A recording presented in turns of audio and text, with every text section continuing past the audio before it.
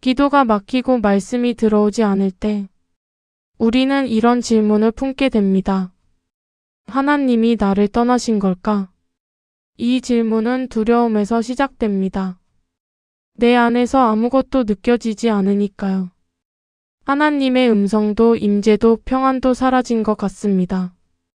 그래서 우리는 스스로 판결을 내립니다. 관계가 끊어진 게 틀림없어. 하지만 성경은 전혀 다른 기준을 제시합니다. 느낌이 아니라 약속으로 관계를 판단하라고 말합니다. 감정이 아니라 하나님의 성품으로 확인하라고 합니다. 오늘 이 시간 우리는 세 가지 성경적 증거를 통해 확인할 것입니다. 하나님이 떠나신 것 같은 이 순간에도 관계는 여전히 이어지고 있다는 사실을요. 당신이 느끼지 못한다고 해서 하나님이 멀어진 것은 아닙니다. 당신이 확신하지 못한다고 해서 언약이 무효가 된 것도 아닙니다. 지금부터 우리는 이 진리를 성경 속에서 하나씩 확인해 나갈 것입니다. 그리고 마지막에는 당신도 고백하게 될 것입니다. 하나님은 여전히 나와 함께 계시다라고요. 그렇다면 왜 우리는 이토록 쉽게 관계가 끊어졌다고 느끼는 걸까요? 우리가 하나님이 떠나셨다고 느끼는 순간 사실은 하나의 착각이 작동하고 있습니다. 그것은 바로 느낌이 관계의 증거라는 착각입니다. 우리는 하나님을 느끼지 못하면 관계가 끊어졌다고 판단합니다. 평안이 사라지면 하나님이 떠나셨다고 결론 내립니다. 하지만 성경은 이 방식을 전혀 지지하지 않습니다. 성경 속 믿음의 사람들은 느낌과 상관없이 하나님과의 관계를 유지했습니다. 욥은 모든 것을 잃고 극심한 고통 속에서 이렇게 고백했습니다. 그가 나를 죽이실지라도 나는 그를 의지하리니. 욥기 13장 15절입니다. 욥은 하나님을 느끼지 못했습니다. 오히려 하나님이 자신을 찢는 것처럼 느껴졌습니다. 그럼에도 욥은 관계가 끊어졌다고 판단하지 않았습니다. 왜냐하면 그는 느낌이 아니라 하나님의 성품을 기준으로 삼았기 때문입니다. 다윗 역시 마찬가지였습니다. 시편 22편 1절에서 다윗은 이렇게 부르짖습니다. 내 하나님이여 내 하나님이여 어찌 나를 버리셨나이까. 다윗은 버림받은 것처럼 느꼈습니다. 하지만 그는 여전히 내 하나님이라고 고백했습니다. 느낌은 버림받았다고 말했지만 믿음은 관계를 붙들고 있었습니다. 이것이 핵심입니다. 느낌은 변하지만 하나님의 약속은 변하지 않습니다. 감정은 흔들리지만 하나님의 성품은 흔들리지 않습니다. 우리가 혼란스러운 이유는 이 둘을 혼동하기 때문입니다. 느낌을 관계의 증거로 삼는 순간 우리는 끝없는 불안에 빠집니다. 오늘 평안하면 관계가 좋다고 느끼고 내일 불안하면 관계가 끊어졌다고 느낍니다. 이것은 영적 분별이 아니라 감정의 롤러코스터입니다. 그렇다면 성경은 무엇을 기준으로 삼으라고 말할까요? 히브리서 13장 5절은 이렇게 말합니다. 그가 친히 말씀하시기를 내가 결코 너희를 버리지 아니하고 너희를 떠나지 아니하리라 하셨느니라. 이 약속은 우리의 느낌과 무관합니다. 우리가 평안하든 불안하든 이 약속은 변하지 않습니다. 하나님은 우리의 감정 상태에 따라 떠나시거나 돌아오시는 분이 아닙니다. 그분은 언약 안에서 신실하게 머무르시는 분입니다. 예레미야 31장 3절도 같은 진리를 선포합니다. 여호와께서 옛적에 나에게 나타나사 내가 무궁한 사랑으로 너를 사랑하는 고로 인자함으로 너를 인도하였다 하였노라. 무궁한 사랑이라는 표현을 주목하십시오. 이 사랑은 조건이 없습니다. 우리가 느끼든 느끼지 못하든 이 사랑은 계속됩니다. 우리가 확신하든 의심하든 이 사랑은 변하지 않습니다. 그래서 우리는 이렇게 질문해야 합니다. 내가 지금 무엇을 느끼는가? 가 아니라 하나님은 누구신가? 나의 상태가 어떠한가? 가 아니라 하나님의 약속은 무엇인가? 이 질문의 전환이 믿음의 회복을 시작하게 합니다. 느낌은 우리에게 거짓 정보를 줍니다. 아무것도 느껴지지 않으니 하나님이 떠나셨을 거야. 하지만 말씀은 우리에게 진실을 말합니다. 하나님은 결코 너를 버리지 않으셨다. 당신이 지금 아무것도 느끼지 못한다면 그것은 관계가 끊어진 증거가 아닙니다. 그것은 단지 당신의 영적 감각이 일시적으로 둔해진 것뿐입니다. 마치 추운 겨울날 손이 얼어서 감각이 없는 것처럼 말입니다. 손에 감각이 없다고 해서 손이 몸에서 떨어진 것은 아닙니다. 마찬가지로 하나님을 느끼지 못한다고 해서 하나님이 떠나신 것은 아닙니다. 이제 우리는 더 깊은 질문으로 나아가야 합니다. 그렇다면 하나님이 침묵하시는 시간, 이것은 무엇을 의미하는 걸까요? 하나님이 침묵하실 때 우리는 가장 큰 오해를 합니다. 하나님이 나를 외면하신다는 오해입니다. 하지만 성경은 침묵을 전혀 다르게 해석합니다.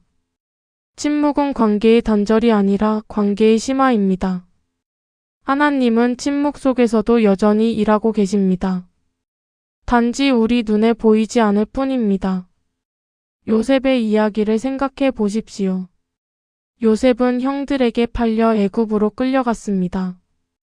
보디발의 집에서 억울한 누명을 쓰고 감옥에 갇혔습니다. 그 긴 세월 동안 성경은 하나님의 음성을 기록하지 않습니다. 하나님은 요셉에게 한마디도 하지 않으셨습니다. 그렇다면 하나님은 요셉을 버리신 걸까요? 창세기 39장 2절은 이렇게 말합니다. 여호와께서 요셉과 함께 하심으로 그가 형통한 자가 되어. 하나님은 침묵하셨지만 떠나지 않으셨습니다. 말씀하지 않으셨지만 함께 계셨습니다. 요셉이 느끼든 느끼지 못하든 하나님은 그의 삶 속에서 일하고 계셨습니다. 이것이 첫 번째 증거입니다. 하나님의 침묵은 하나님의 부재가 아닙니다. 마리아와 마르다의 이야기도 같은 진리를 보여줍니다. 나사로가 병들었을 때 두 자매는 예수님께 급히 사람을 보냈습니다. 주여 보시옵소서, 사랑하시는 자가 병들었나이다. 요한복음 11장 3절입니다. 하지만 예수님은 즉시 오지 않으셨습니다. 이틀을 더 머무셨습니다. 그 이틀 동안 마리아와 마르다는 무엇을 느꼈을까요? 예수님이 우리를 사랑하신다면서 왜 오지 않으시는 거지? 우리가 뭔가 잘못한 걸까? 예수님이 우리를 외면하시는 걸까? 이런 생각들이 그들의 마음을 짓눌렀을 것입니다. 하지만 요한복음 11장 5절은 이렇게 말합니다. 예수께서 마르다와 그 동생과 나사로를 사랑하시더니 예수님은 사랑하고 계셨습니다. 오지 않으신 그 이틀 동안에도 여전히 사랑하고 계셨습니다. 침묵은 사랑의 부재가 아니었습니다. 침묵은 더 큰 영광을 위한 하나님의 계획이었습니다. 예수님은 나사로를 살리심으로써 죽음보다 강한 생명의 주님이심을 드러내셨습니다. 만약 예수님이 즉시 오셨다면 나사로는 병에서 나았을 것입니다. 하지만 예수님이 이틀을 기다리셨기에 나사로는 죽음에서 일어났습니다. 침묵의 시간은 더 큰 기적을 위한 준비였습니다. 이것이 우리가 놓치는 진리입니다. 하나님의 침묵은 무관심이 아니라 더 깊은 역사를 위한 과정입니다. 시편 28편 1절에서 다윗은 이렇게 기도합니다. 여호와여, 내가 주께 부르짖사오니 나의 반석이시여 내게 귀를 막지 마소서. 주께서 내게 잠잠하시면 내가 무덤에 내려가는 자와 같으리이다. 다윗은 하나님의 침묵을 두려워했습니다. 하지만 다윗은 여전히 나의 반석이라고 고백했습니다. 침묵 속에서도 그는 하나님을 놓지 않았습니다. 그리고 시편 28편 6절에서 다윗은 이렇게 고백합니다. 여호와를 찬송함이여 내 간구하는 소리를 들으셨도다. 하나님은 침묵하시는 것처럼 보였지만 사실은 듣고 계셨습니다.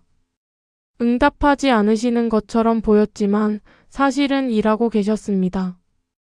우리의 문제는 하나님이 일하지 않으신다는 것이 아닙니다. 우리의 문제는 하나님이 일하시는 방식을 우리가 인식하지 못한다는 것입니다. 이사야 55장 8절은 이렇게 말합니다. 이는 내 생각이 너희의 생각과 다르며 내 길은 너희의 길과 다름이니라. 여호와의 말씀이니라.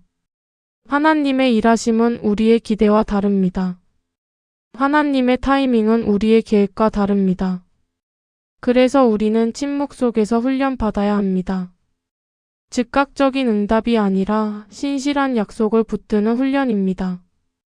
보이는 증거가 아니라 보이지 않는 신뢰를 키우는 훈련입니다. 침묵의 시간은 우리의 믿음을 정죄합니다. 하나님이 내 기도를 들어주시면 믿을게라는 조건적 믿음을 깨트립니다. 하나님이 응답하지 않으셔도 나는 그분을 신뢰해라는 성숙한 믿음으로 나아가게 합니다. 하박국 3장 17절에서 18절은 이 믿음을 완벽하게 표현합니다.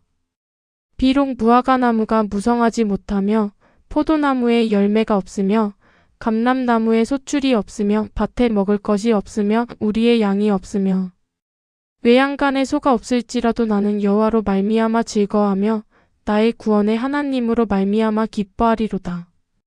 아무것도 없어도 하나님으로 말미암아 즐거워하는 믿음입니다. 이것이 침묵 속에서 자라나는 믿음입니다. 당신이 지금 하나님의 침묵 속에 있다면 그것은 버림받은 증거가 아닙니다. 그것은 당신의 믿음이 더 깊은 차원으로 성장하고 있다는 신호입니다. 그렇다면 이제 우리는 또 다른 질문을 던져야 합니다. 하나님과의 관계를 확인할 수 있는 실질적인 증거는 무엇일까요? 우리는 지금까지 두 가지를 확인했습니다.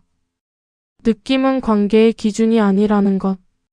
침묵은 버림이 아니라 훈련이라는 것. 이제 우리는 가장 중요한 질문에 답해야 합니다. 그렇다면 관계가 정말 이어지고 있다는 증거는 무엇인가? 성경은 세 가지 명확한 증거를 제시합니다. 첫 번째 증거는 하나님의 언약입니다. 언약은 감정이나 상황과 무관하게 유효합니다. 로마서 8장 38절에서 39절은 이렇게 선포합니다.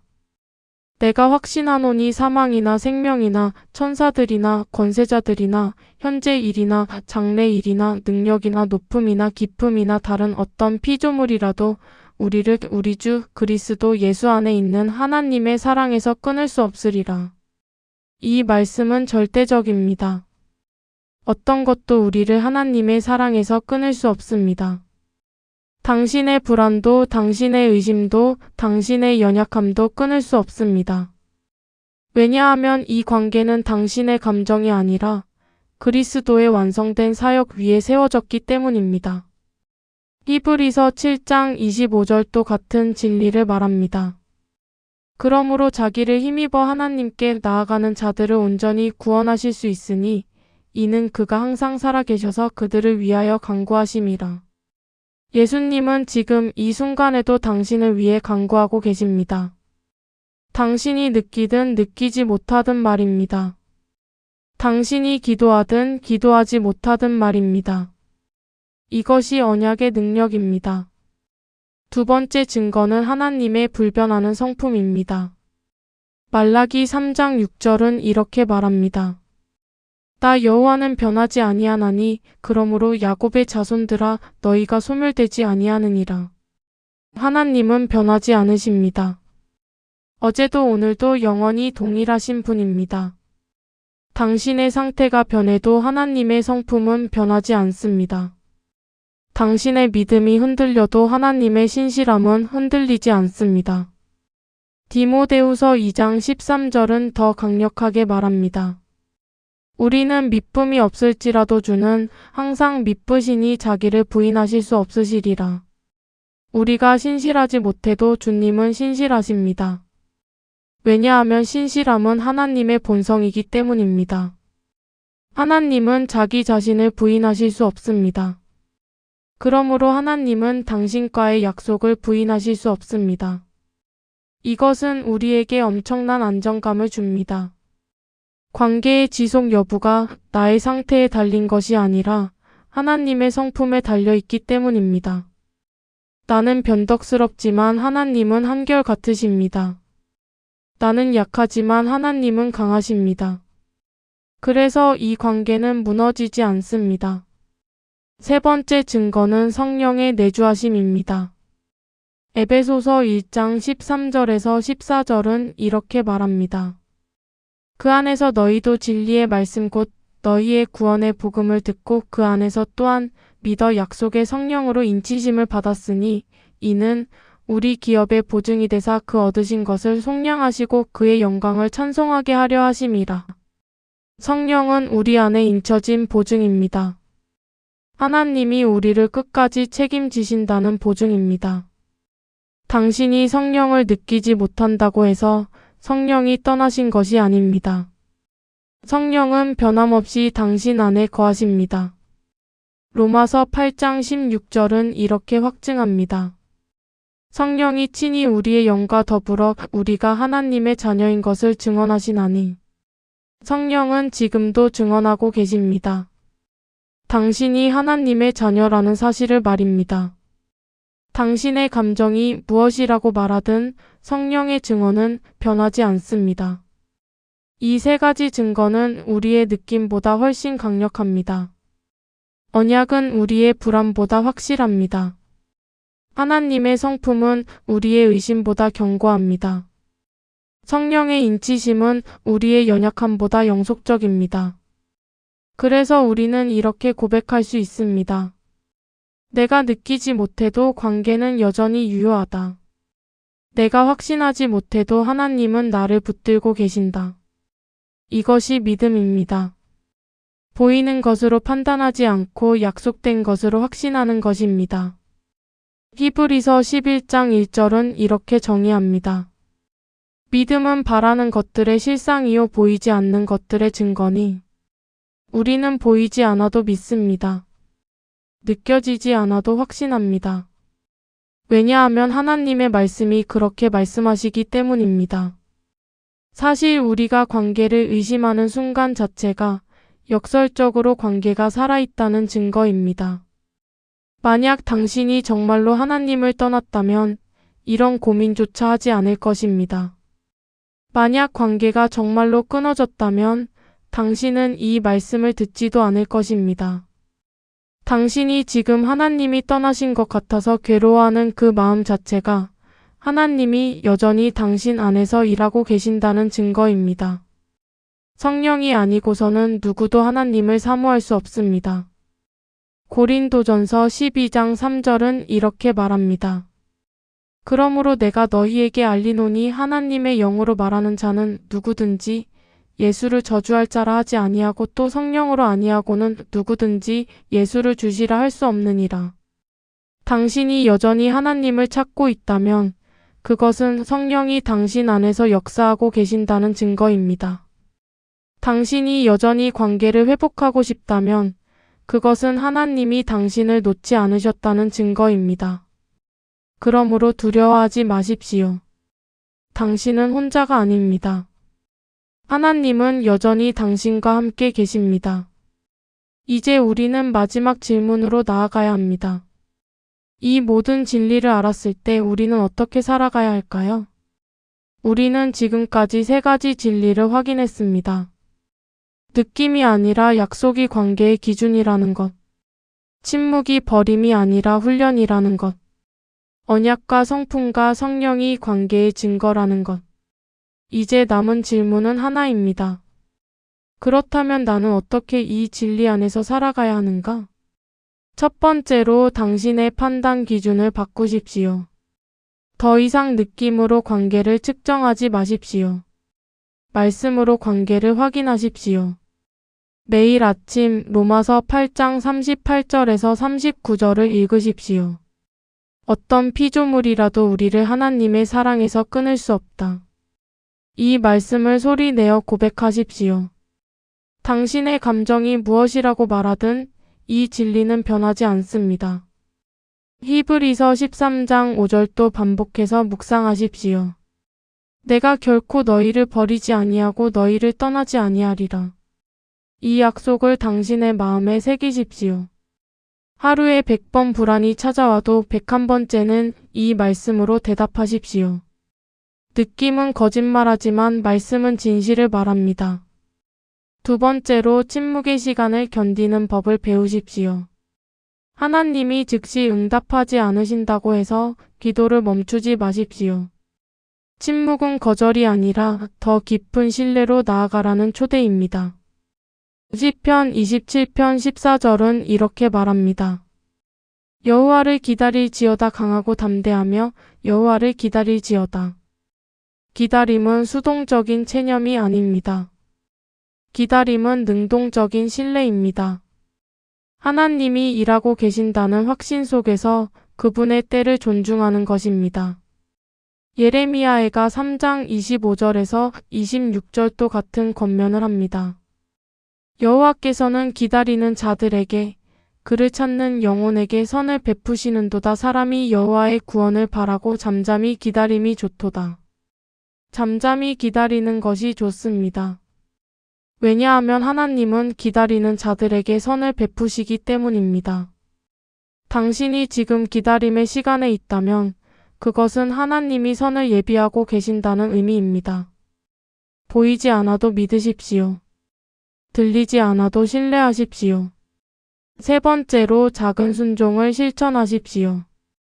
관계는 큰 감동이 아니라 작은 순종으로 회복됩니다. 당신이 하나님을 느끼지 못해도 그분의 말씀에 순종할 수 있습니다. 요한복음 14장 21절은 이렇게 말합니다. 나의 계명을 가지고 지키는 자라야 나를 사랑하는 자니 나를 사랑하는 자는 내 아버지께 사랑을 받을 것이요 나도 그를 사랑하여 그에게 나를 나타내리라. 순종은 사랑의 표현입니다. 느낌이 없어도 순종으로 사랑을 표현할 수 있습니다. 오늘 성경 한 장을 읽으십시오. 오늘 누군가를 용서하십시오.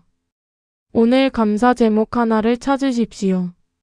이 작은 순종들이 쌓일 때 당신은 관계가 살아있음을 경험하게 됩니다. 느낌은 순종을 따라옵니다. 순종이 느낌을 따라가는 것이 아닙니다. 네 번째로 공동체 안에 머무십시오. 혼자 있을 때 우리는 더 쉽게 의심에 빠집니다. 하지만 믿음의 공동체는 우리를 붙듭니다. 히브리서 10장 24절에서 25절은 이렇게 권면합니다. 서로 돌아보아 사랑과 선행을 격려하며 모이기를 패하는 어떤 사람들의 습관과 같이 하지 말고 오직 권하여 그날이 가까움을 볼수록 더욱 그리하자. 공동체는 당신이 놓친 진리를 상기시켜 줍니다. 당신이 잊은 은혜를 기억하게 합니다. 당신 혼자서는 감당하기 어려운 의심을 함께 이겨낼 수 있습니다. 교회에 나가십시오. 소그룹에 참여하십시오. 당신의 어려움을 나누십시오. 혼자 싸우려고 하지 마십시오.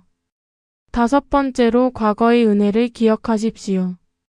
시편 77편 11절은 이렇게 말합니다. 내가 여호와께서 행하신 일들을 기억하며 주께서 옛적에 행하신 기이한 일을 기억하리이다.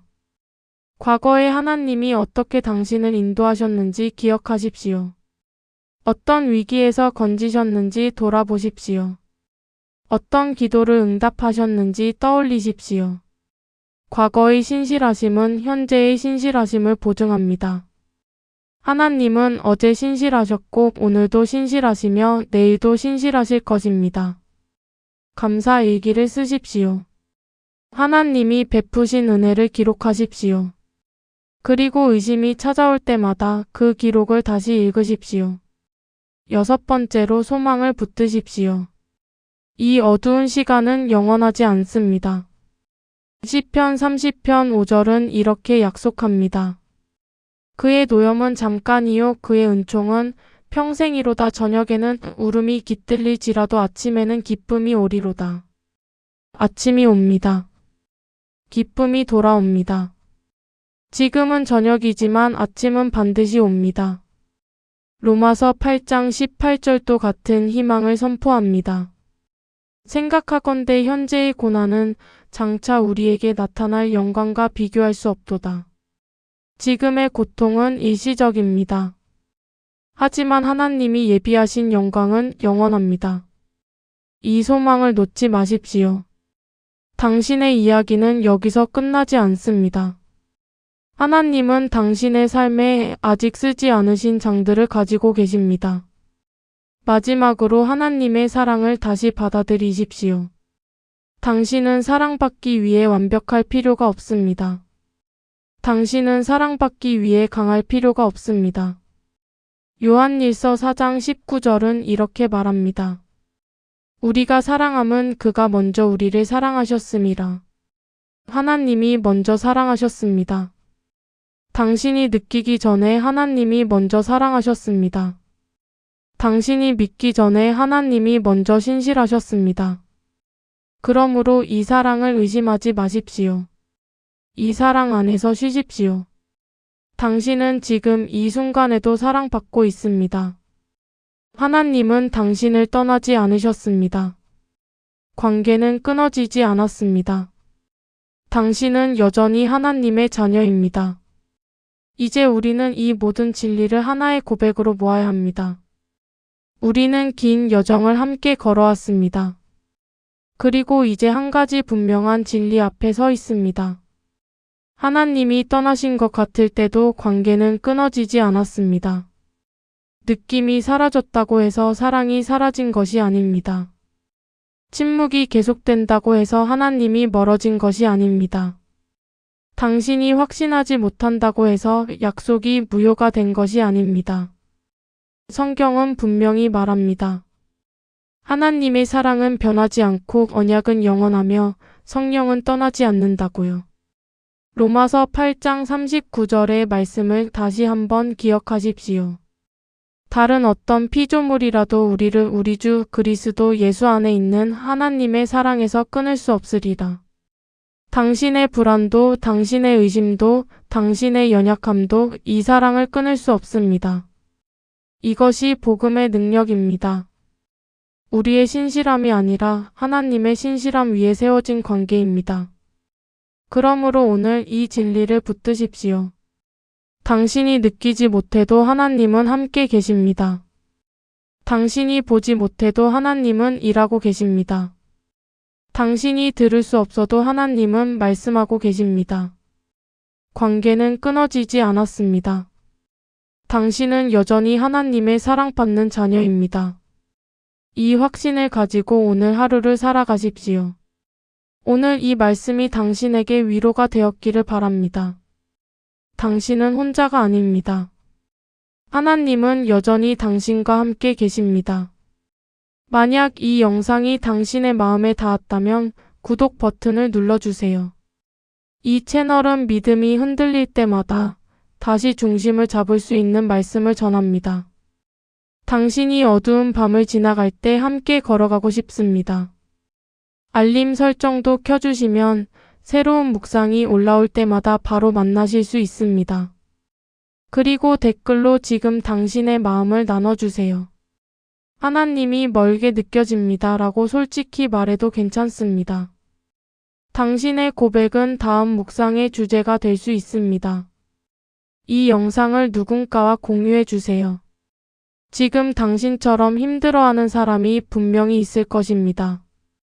당신의 공유 하나가 누군가의 믿음을 다시 붙들 수 있습니다. 함께 걸어갑시다. 당신의 믿음은 여기서 끝나지 않습니다.